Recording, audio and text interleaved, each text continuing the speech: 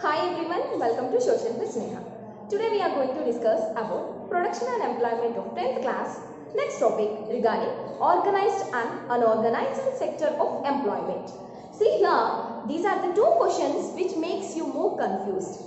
That what are the different types of sectors of economy and what are the different types of sectors of employment. Coming to the sectors of economy, primary sector, secondary sector and tertiary sector. And coming to the sectors of employment. Regarding the employment, we are having two different types of sectors. They are the organized and unorganized sector. So coming to the organized. Organized sector is the sector, we can call it as an enterprise or the place of work where certain procedure, rules, regulations and even important acts like Factory Act, Minimum Wage Act, Shop and Establishment Act should be fulfilled. Means purely organized sector works under the control of the government. Means it follows some rules and regulations. Now coming to the unorganized sector. See here, organized sector completely under the control of the government. Just opposite. Means unorganized sector is the sector which is not under the control of government. It is run by the private individuals which does not follow any procedure, which does not have any rules and regulations. So whatever the organized sectors are there, those points will be changed, will become negative in the unorganized sector. See, organized sector under the control of the government, unorganized sector which is out of the control of government. Next, organized sector.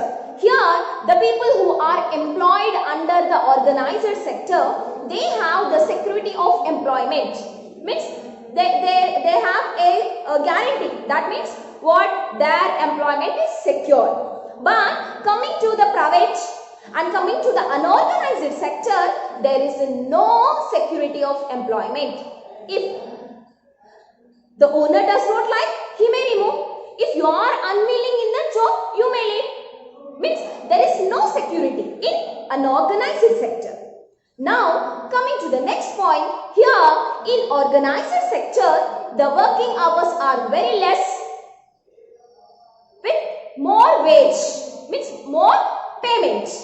But coming to the unorganized sector, the working hours are more with less payment. And coming to the organized sector, here they enjoy the paid holiday. Paid holiday means holidays they will pay. Means even though it is on Sunday, without going to the job, you are taking rest in the house, spending the time with your family members, even though you get the salary. That we call as what? Paid holiday. But coming to the unorganized sector, that benefit is not available. Today I am going to the work, I get the money. If tomorrow I am late, then it won't be. Even it is a Sunday or it is any holiday also, the payment will not be generated. Next, organized sector gives a different type of benefits to its employers. Like pensions and moreover, and it also has the housing like providing the quarters, medical assistance and education for their children and giving the loans, supporting them in all the aspects. But coming to the unorganized sector, these kind of the other benefits are not there. They will not enjoy the housing or they will not enjoy the pension, they will not enjoy the medical assistance to their family and themselves. So, and the most important thing is that organized sector as it is under the control of the government. Okay, what we told, limited working hours along with the paid holiday, and even there is a chance of what? Increasing their payment increments But coming to the unorganized sector, such kind of the future you can't see on the unorganized. See, if we want to differentiate organized, mind map, you can keep in your mind. Organized means what? It is under the control of the government, and the employment is security. We are having the employment security, and even it is having a fixed working hours, ensures pension, paid leave. Paid leave is nothing but what? Sunday is a paid leave. You get the question. What is considered as a paid leave? Sunday is a paid leave, and with the other benefits. What are the other benefits here? Pension, it is included. Housing, health assistance, and loans for their family members. These all. Coming to the unorganized sector, which is out of government, under the control of the private individuals. There is no security of employment. More working hours with the less pay. Payment is very less. No paid leaves or paid holidays. And other benefits like medical, housing, these all will not be applicable to the unorganized sector. Another important question which you may get from the organized sectors is, what are the important acts? What are the important acts that organized sector should be fulfilling? Those are Factory Act, Minimum Wage Act, Shops and Establishment Act. So this is regarding the different sectors of employment. Once again, I am clarifying your doubt that sectors of economy is different from sectors of employment. Here, sectors of economy means three. Okay, primary, which we call agriculture, secondary, industries, tertiary, service. And the sectors of employment, organized sector and unorganized sector. Organized, purely under the control of the government. Unorganized, which is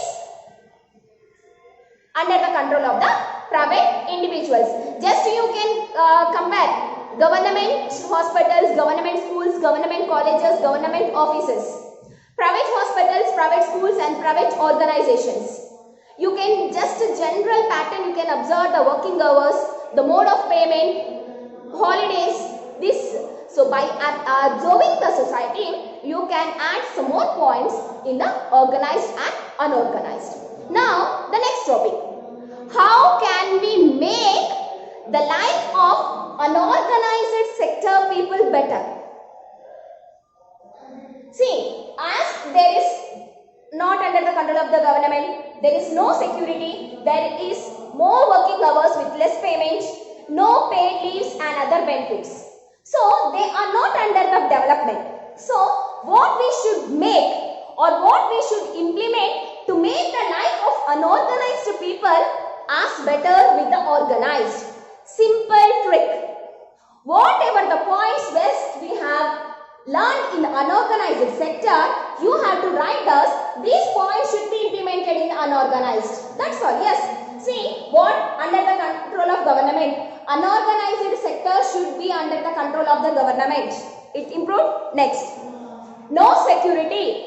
There should be the security of employment under the unorganized sector. Then the life of the people will be better. More working hours, more hours and less pay.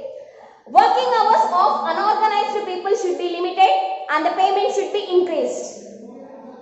There should be paid leaves and medical assistance, quarters or housing facilities should be provided to unorganized sector so that the development can be achieved to the unorganized sector.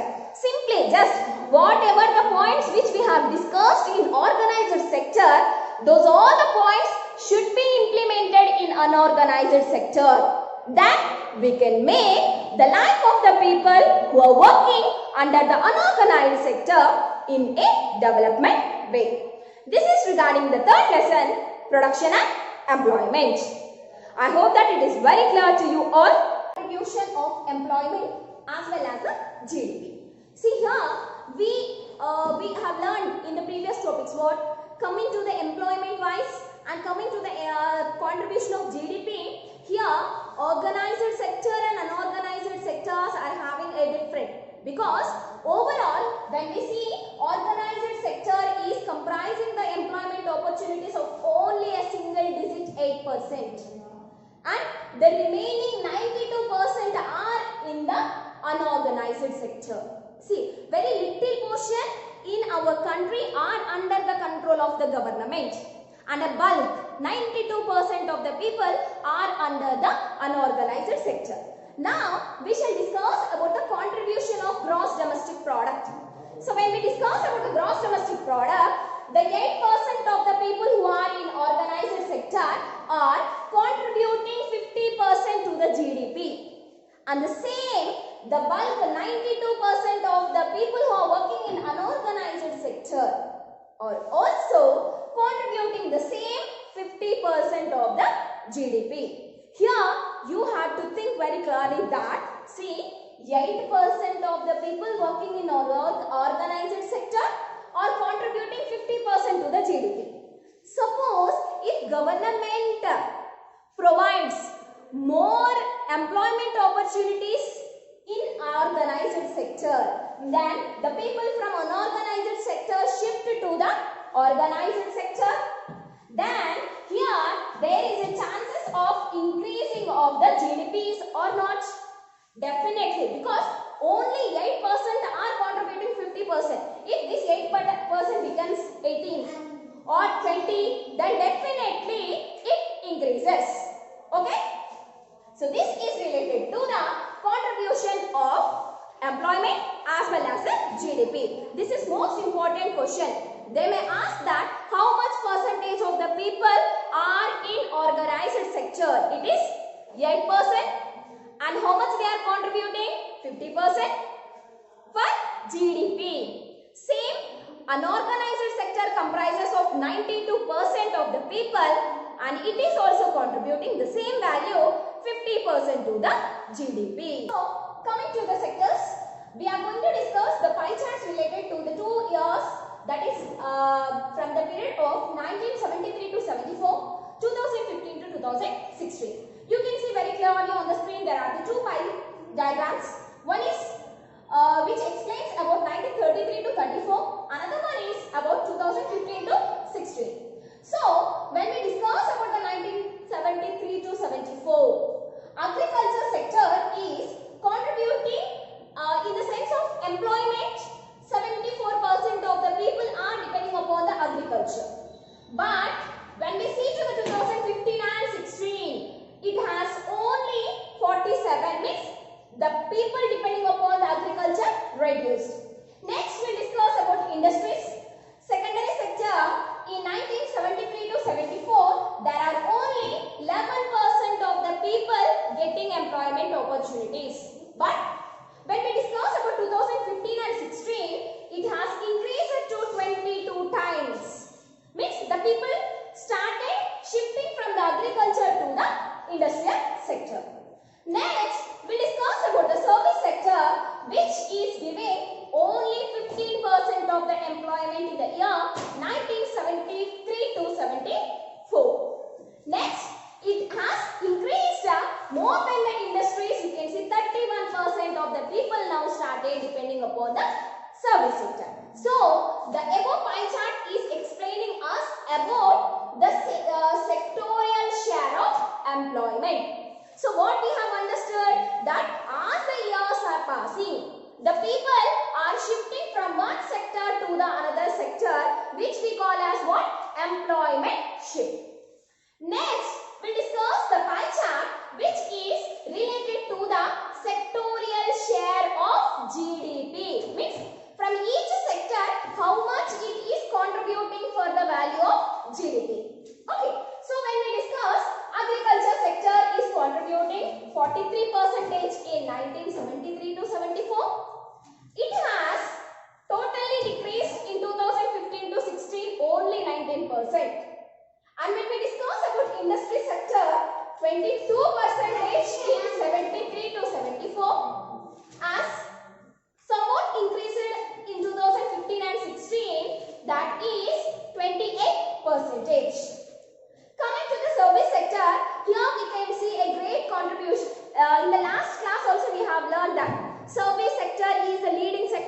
has increased 14 times and employment opportunities are also increased 5 times. And nearly 3/4 of the contribution is from the industries and service. So coming to the service sector, in 1973 to 74 it is 35%. It has increased to 53% of the share in the GDP. So here the value of the people who are depending upon the agriculture drastically decreased. But coming to the service sector, it has increased for the benefits of the people who are working in the service sector. I hope that it is very clear to you all. We'll meet with the next important topic about climate of India in the next class. Please do like my video, share, comment and subscribe my channel. Don't forget to press bell icon for more updates. Thank you everybody.